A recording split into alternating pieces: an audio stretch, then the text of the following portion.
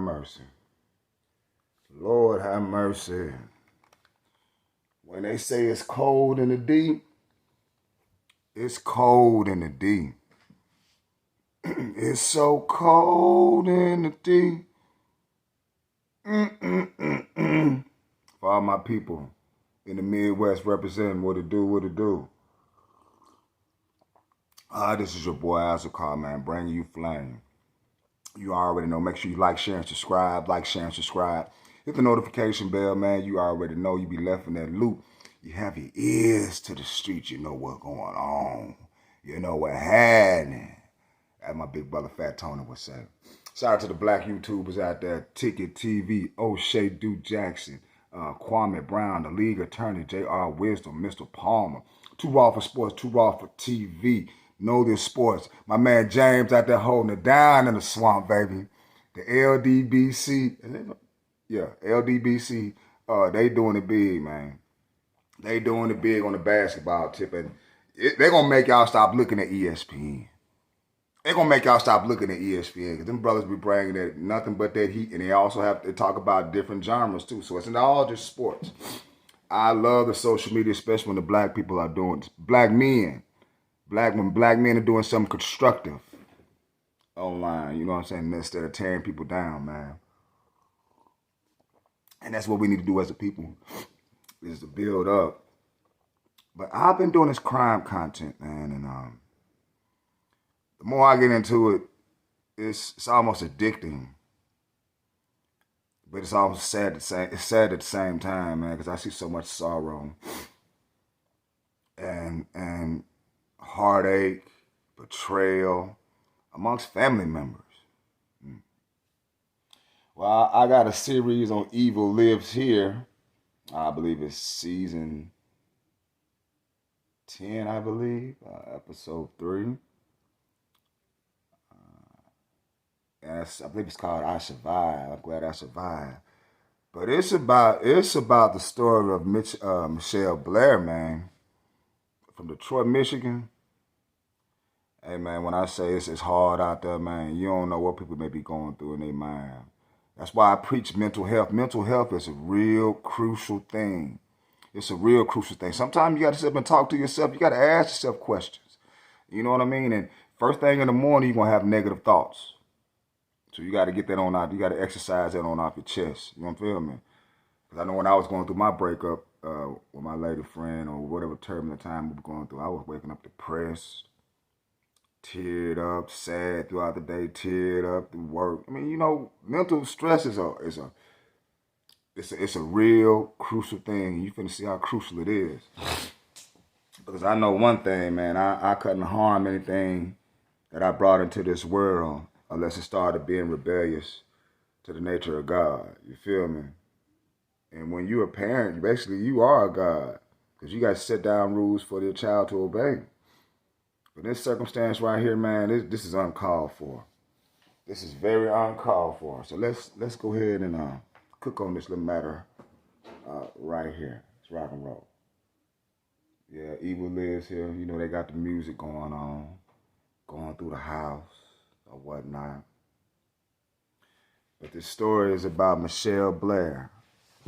Let me give you a little background on this right quick. May I do so? May I do so? May I do so? We're a devil in disguise. Do you know how the family is? Do you see the signs? Do you see the signs? Evil lives here. It was supposed to be a simple eviction. But as authorities scored in Michelle's house, they went through everything.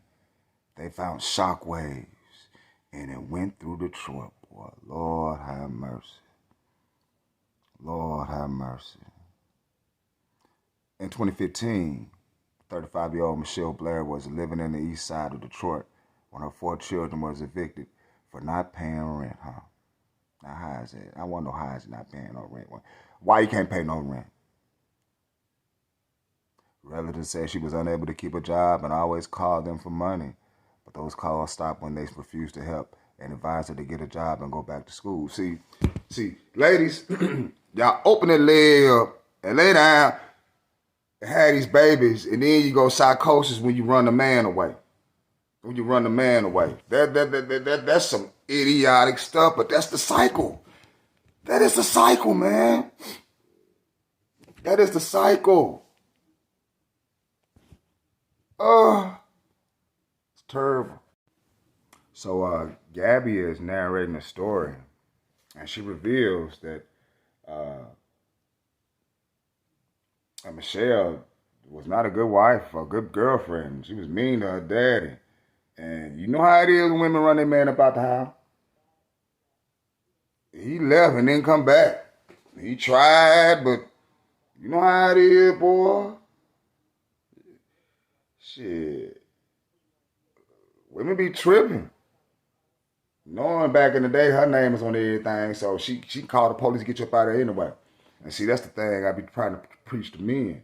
Get your own crap. You won't get thrown about your shit. You be like Jordan them or whoever on the bench. Let me lay something up and get on out there. If she start talking crazy, let me lay something up and go back home. Shit. Wish a motherfucker would talk crazy to me.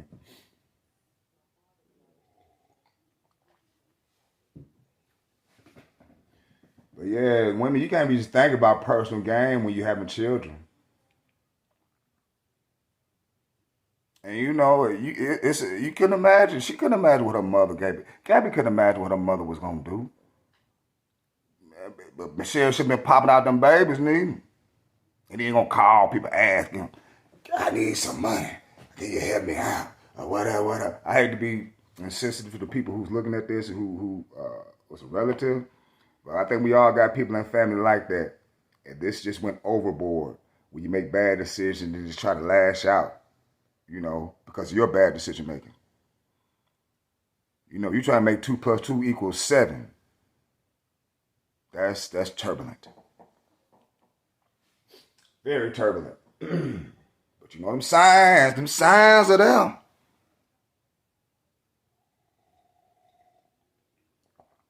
Better believe that.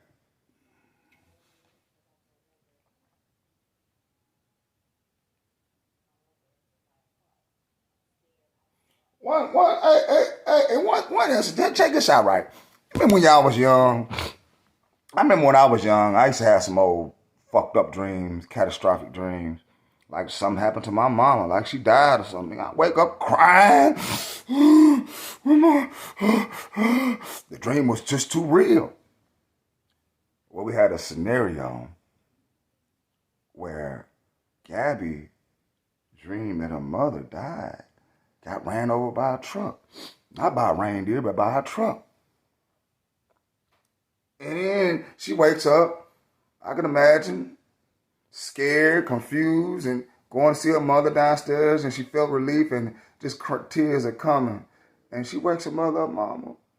Want her to give her a hug. Mama wake up, God damn it, what the fuck you want, motherfucker?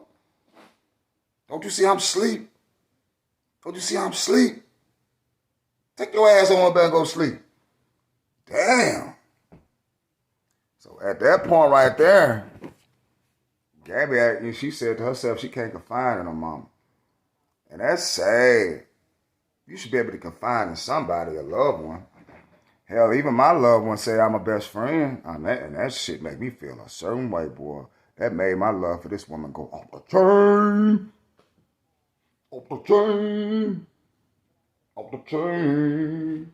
You got a good girl, man. Hold on to her, fellas. Somebody like me will come get her. Somebody else come get her. You don't want that. You don't want that at all.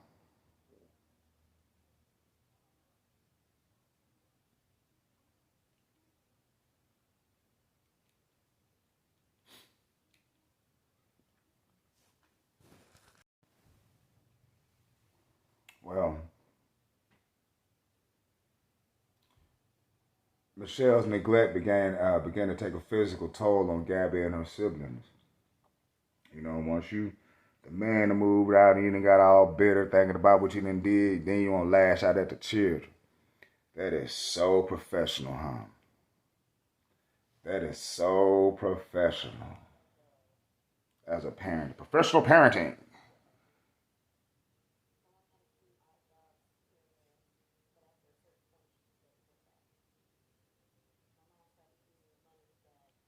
She couldn't maintain a job, doing bullshit ass jobs,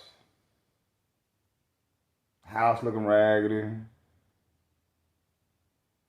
and then had the children. While she take the food money,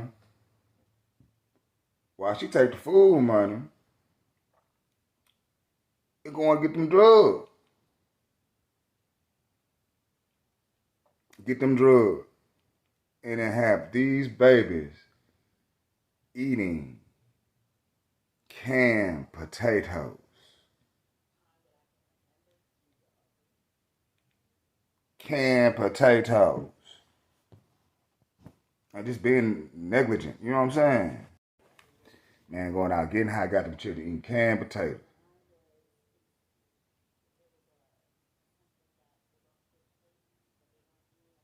That's messed up, boy.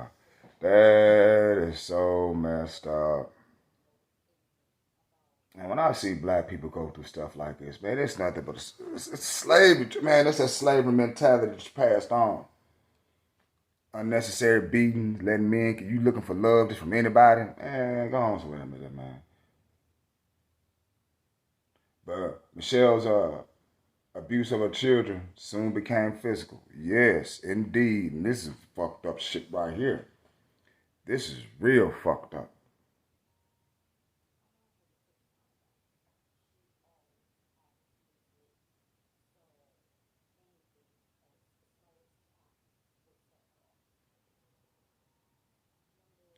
They were sitting there watching TV. They were sitting there watching TV one time, right? All three of them, the sisters and the mom and the other sisters, they having a good time. And the daughter made a comment like, man, that was crazy. That was stupid, right? Mama got mad. Got both of them up, cussed them out, and made them sit on the wall like they had football or basketball practice, using their back and their legs as a chair, and made them sit there like that for an hour. You old, low down, dirty, evil woman. You are an evil woman. That ain't discipline. You don't even know how to discipline. See, women, that's why you need a man in the house. See, shit like this can happen. And it does happen. This is just one of the stories that got caught. You know what I'm saying? That's out there.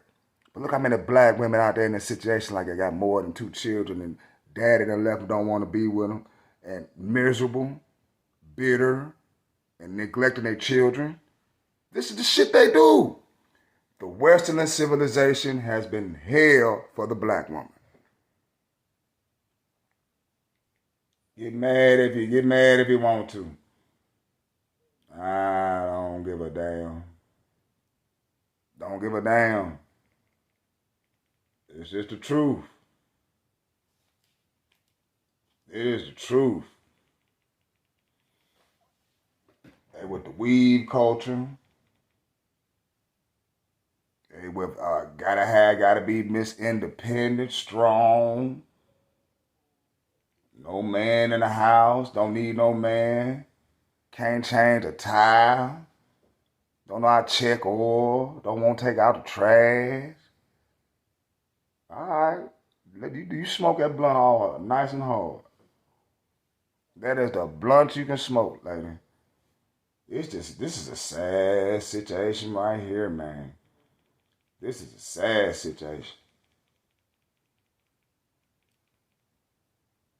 This is really sad. Because I never did think a woman is capable of doing such.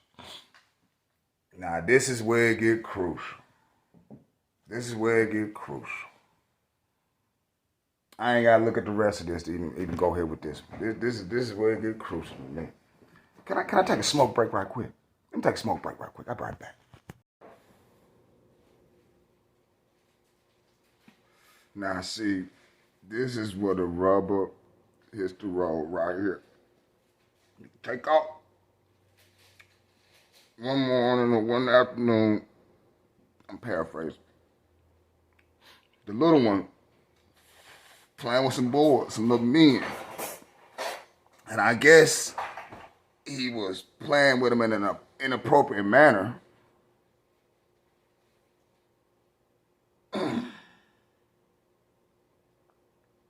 So Michelle looks at the little dolls and be like, who taught you that? As if the dolls is humping or something like that. The little boy like, nobody. She ain't, he ain't saying nothing like, nah, ain't nothing, just playing, She interrogates the little boy, scares him. You know how black women is, keep on asking the same question, keep on. And they ain't gonna say, did Steven teach you that? Steven teach you that? He like, no.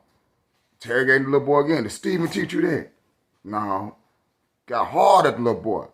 Then he eventually said yes. Oh, Lord have mercy. Lord have mercy. She strangled that little boy, dragging him about the room, starved him, locked him in the room, beating his ass. Head is almost being deformed, skin coming out. So another moment, they all was called upstairs to the mama. And the little boy was in the mama's arms, and she talking about, I'm sorry. And Gabby looked at the little brother like, man, I see this, man. What the? But when you're up under the care of a parent, man, you don't know what to do.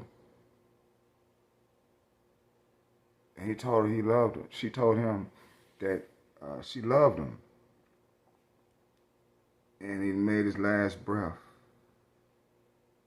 That was it. So the mother, man, the mother had Gabby wrap this man up in a blanket or whatnot and put this man in the freezer.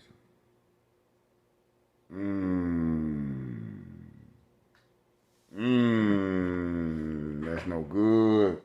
That's no good. And we're coming to another scenario. Woo, Lord have mercy. Let's go over this more in context right now, man. That shit got me tripping, man. But check this out.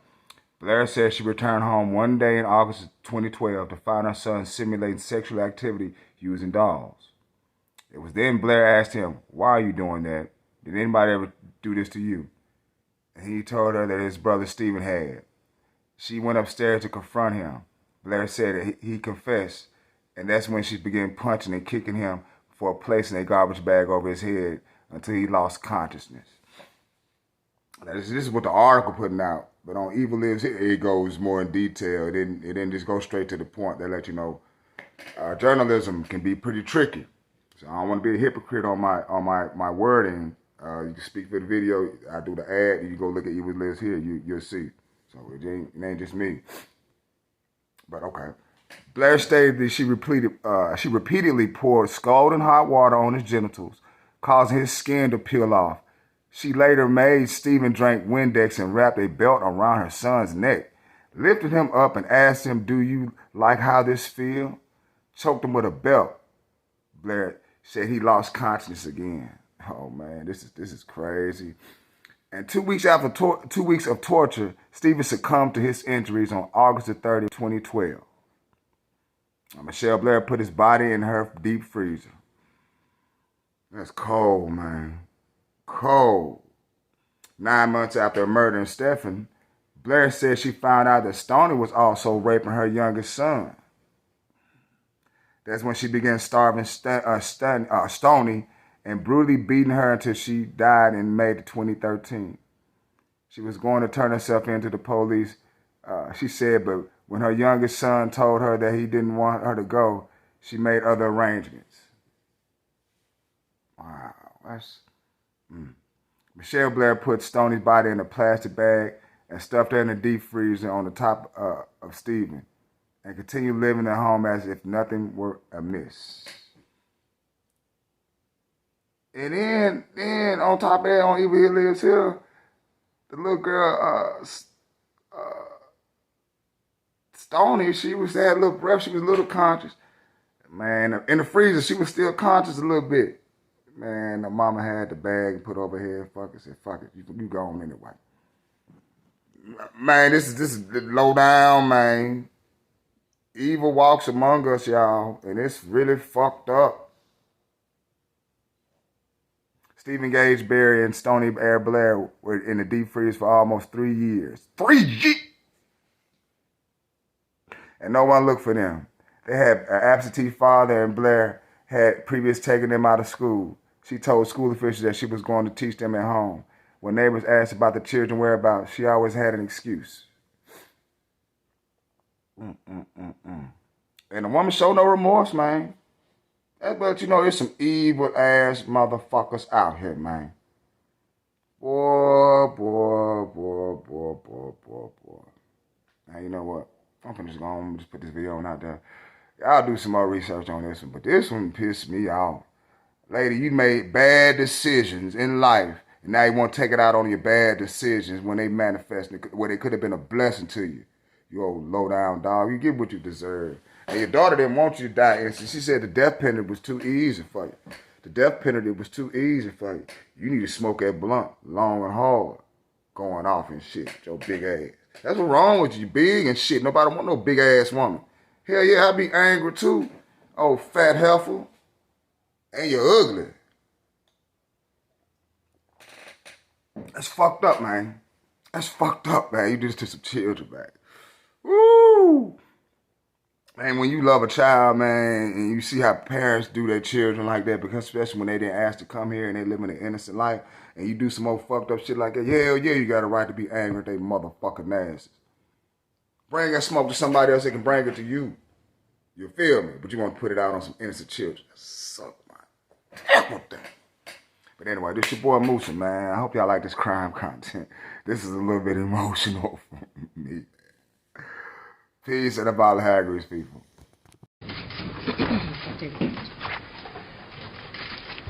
All right. Calling case number 15005121, the People versus Michelle Blair. This matters before the court for sentencing. Appearances, please.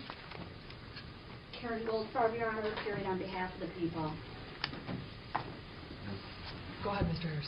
Good morning, Your Honor. Wyatt Harris, P54891, on behalf of Michelle Blair. She stands to my right. Okay, Mr. Harris, have you had an opportunity to go over the pre-sentence report with your client? I have, Your Honor. Any additions, corrections, or deletions? There are none, Your Honor. Okay. Anything from the people? Any victim impact statements to be made? I will state for the record that I did receive a statement from Alexander Dorsey.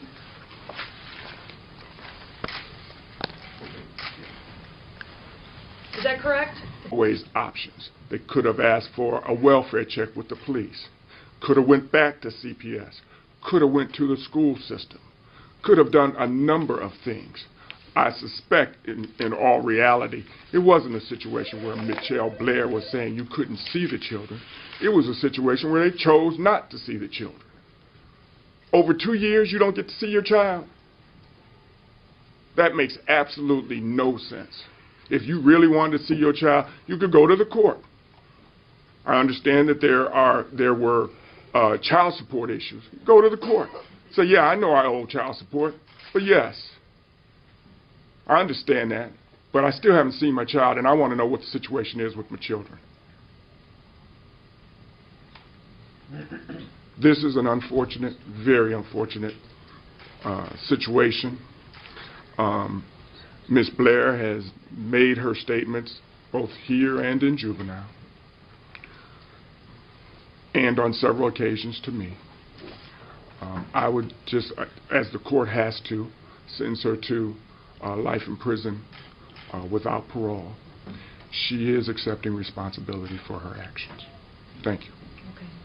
Ms. Blair, this is the time and date set for sentencing. Is there anything you'd like to say on your own behalf? I actually, they said they want to make an impact statement. I actually want to make a statement to them. Go. This is the time for you to say anything you want. Go ahead. Okay. I actually got a chance to, my lawyer actually read the impact statement to me, and there's been a lot of lies told by that family. What doesn't make sense, they're saying that his main defense in my family trial that I kept him away from the kids, which is a lie. Tracy Dorsey, Alexander Dorsey, Curtis Steen, Albert, Adam, Michelle. They haven't seen them how long? Since 2006. Alexander Dorsey went from 2008, 9, and 10 without seeing his daughters. So it's 6 of them as brothers and sisters, the aunties and uncles. And they want to talk about how they loved my daughters. Now they want to be front and center, but they was always in the background. They never did anything for them, never showed up to my door, not once. And now they want to lie and say that I kept them away.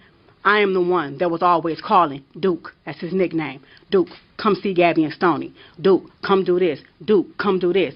Would he come? No. Half the time he was drunk. You get what I'm saying? I am the only one throughout both these cases. I haven't lied about anything. As horrendous as everybody think I am, that's fine. But I'm the only one that's not lying about anything. And that doesn't even make sense in any type of world. That they would allow, what type of real man gonna let somebody keep them away from their kids? And what I don't understand, what they don't understand about is, we have a surviving daughter. Gabrielle is witness to me always calling, Duke, come see the kids.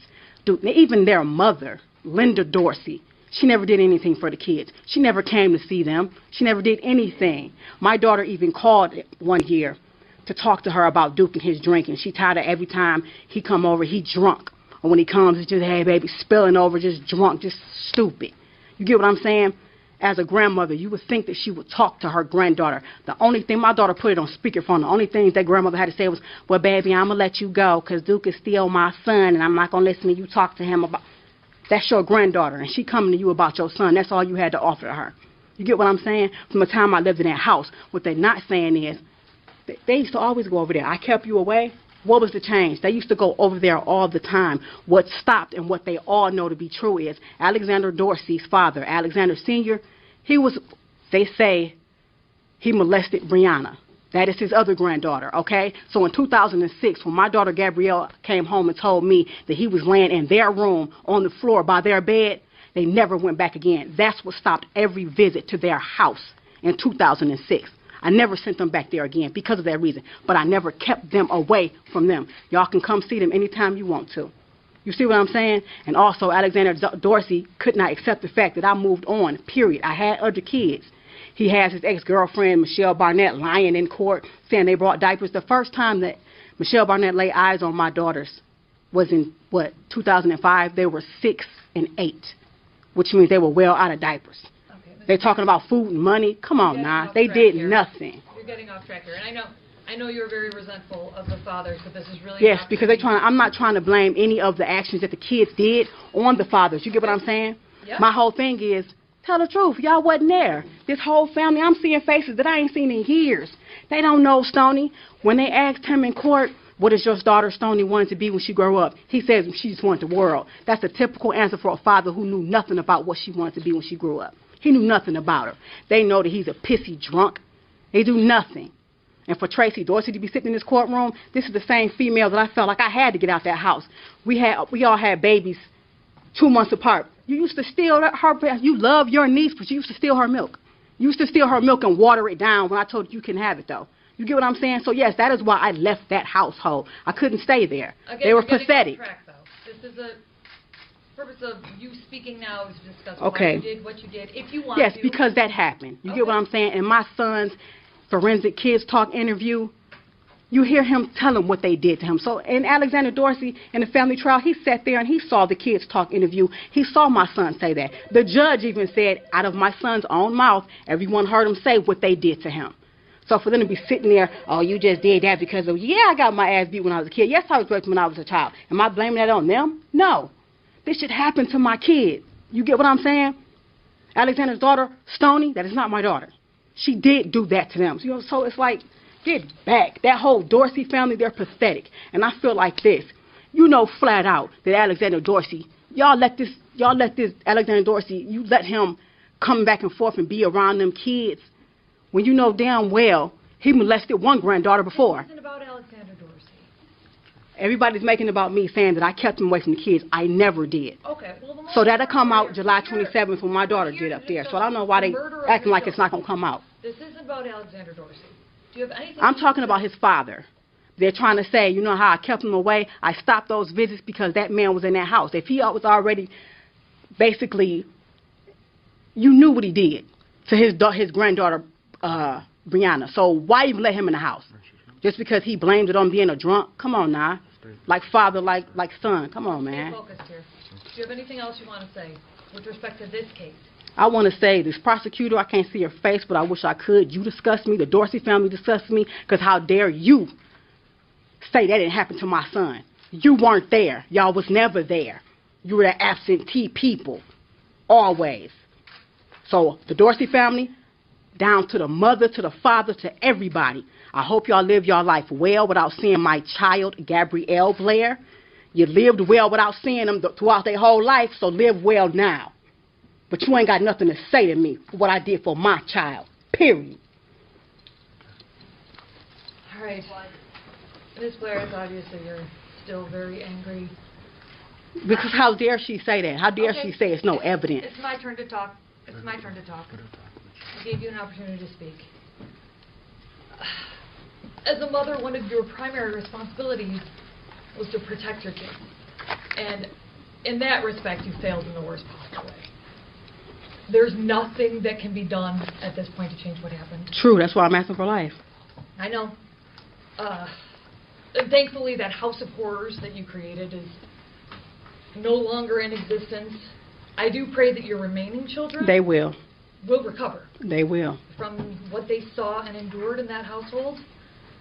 What struck me as rather unnerving was that you stated that your kids got it better than what you had.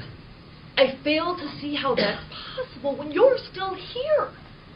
You talking here. about No, the deceased children? No. Let me talk. It's you. Despite what happened to you when you were a child, you had the opportunity to grow up. True. You had the opportunity to become an adult.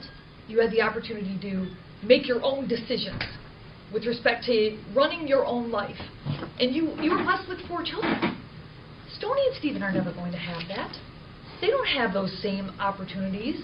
And when I think about all of the possible joys that they could be missing out on, one thing that strikes me as the greatest tragedy here is that they will never know what a life is like without experiencing fearing their mother. They will never know the joy of what could have been in their life without having you in it. They lived in terrible fear of you. And I find that just so sad in this case. After all is said and done, you imposed the death penalty on your own children.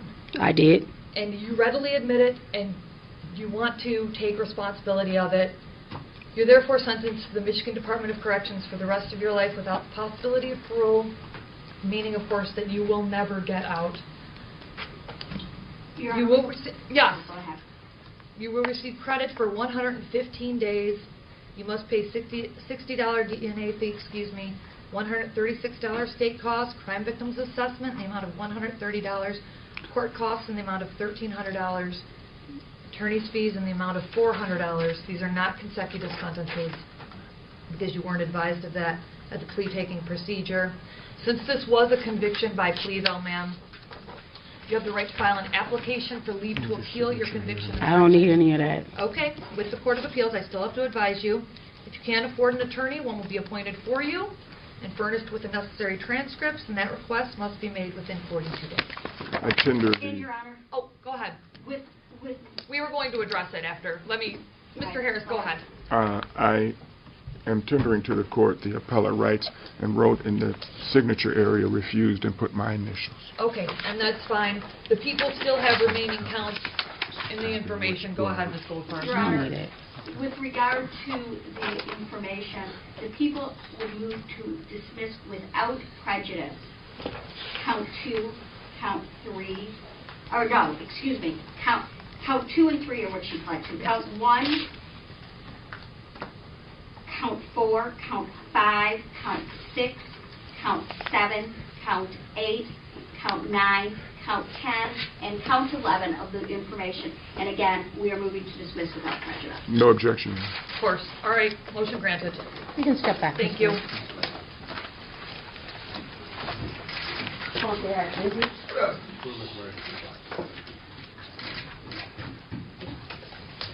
That